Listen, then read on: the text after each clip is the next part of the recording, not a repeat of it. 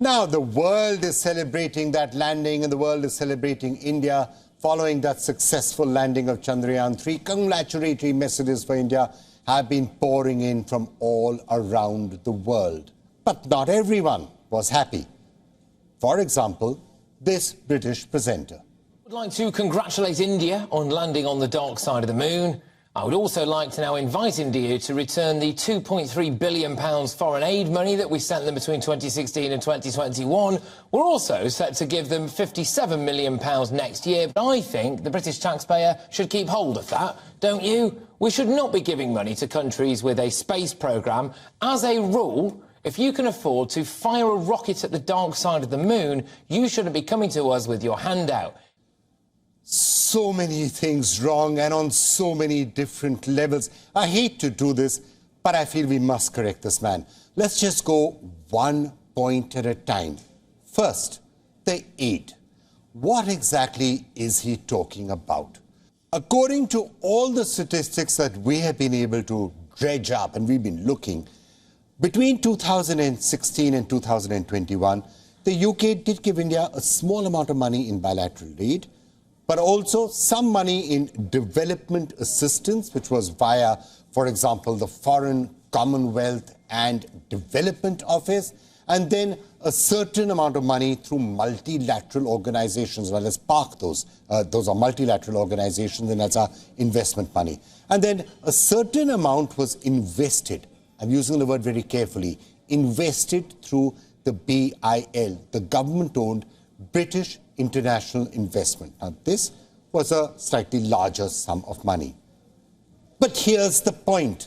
This was an investment, not aid. Just look at some examples of where this money went into. Mid-sized banks, coffee chains, media companies, companies manufacturing dinnerware and serveware. Let me read out for you what the ICAI pointed out in 2023. It said, and I quote, "While the aid portfolio may be helping to support UK-India bilateral relations, it lacks a strong link to poverty reduction, which remain the statutory purpose of UK aid." So in short, this is not aid for poverty reduction. This is not charity to some poor, struggling third world country. These are investments. Overwhelmingly, these are investments. Investments aimed at riding India's soaring economy. So if it pleases you, Mr. Patrick Christys, take the investment away. Don't invest in India. It may find better avenues for good, positive returns in the UK, with whatever the growth rate is there, with joblessness and the questions around the economy. Maybe that money will get a better investment return there. Maybe not, but in any case, it is certainly not aid or charity. Also, let me remind you of some facts. The so-called aid was never given to the government of India because India has not asked for this money. India has had a policy for some time not to take foreign aid. The money went to companies and to NGOs that the UK had handpicked as per its convenience, as per its desire, and as per the requirement of the investment portfolio. I'm not saying this.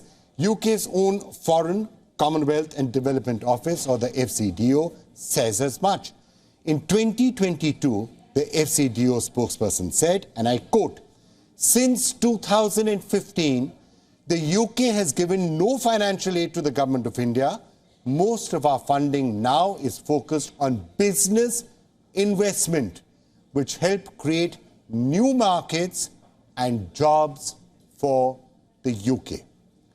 I could read that out for you again, but I won't. I think it's fairly self-explanatory. Now, that's reality for you, and that's what's happening today. Time for some history now. Referring to that British aid, now back in 2011, the then Finance Minister, Pranab Mukherjee, had said, and I quote, "We do not require the aid. It is a peanut in our total development exercise." In short, India does not need the UK's aid. It has not needed it for a while now, and it is not asking for any aid. So if anyone is wanting to give aid, I think it's really important that the government of India should once again repeat what has been said many times in the past. Thank you very much. Actually, India is not really looking for aid. India is actually providing aid to many other countries. We'll come to that in the past. There is no denying that in the past, the UK did provide bilateral aid to India, and it was very welcome at that time, shortly after independence. But that past is long gone. Today, the UK is contributing money into India for its own interests and to uphold its own commitment to international funds. That is fine.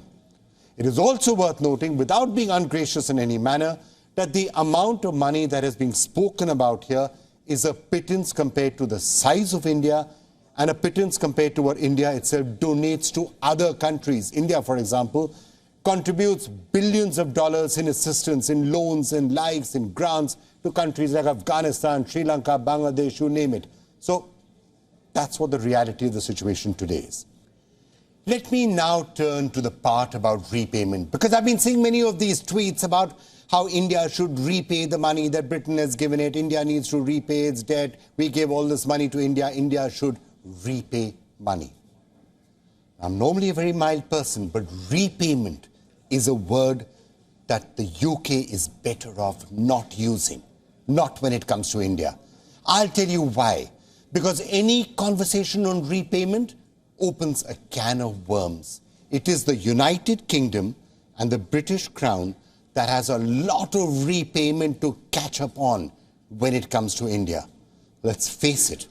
Just because we don't talk about it too much, let's face it. Britain looted India for nearly 200 years.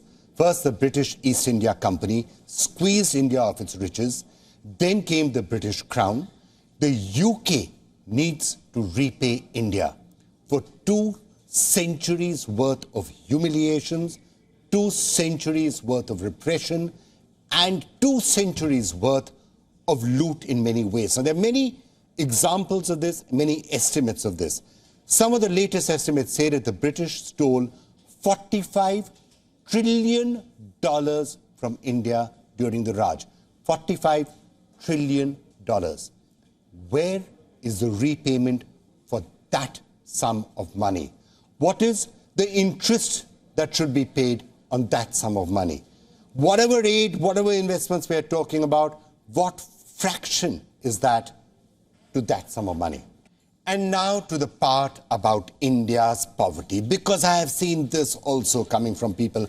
Oh, India is such a poor country. Why isn't it worrying about the poor instead of sending spacecraft to the moon? Now, once again, that touches a really raw nerve in India. Anybody from Britain talking to Indians or India about the question of poverty touches a really, really raw nerve. Because guess what? Why does India have to battle the problem of poverty in the first place? Remember, the British came to an India that was rich. It was a rich country. It was a country that had 23% of the global GDP. It was an India that had a flourishing textile industry. It had a flourishing industry in area after area. 200 years of exploitation later, yes, 200 years of exploitation later, the British left India as one of the world's poorest countries. A country that was one of the richest and the best developed countries in the world was reduced to a country which has just 2% share in global GDP, and there was widespread poverty, and there were famines, and there was meager literacy, and there was abundant poverty. But where did that poverty come from?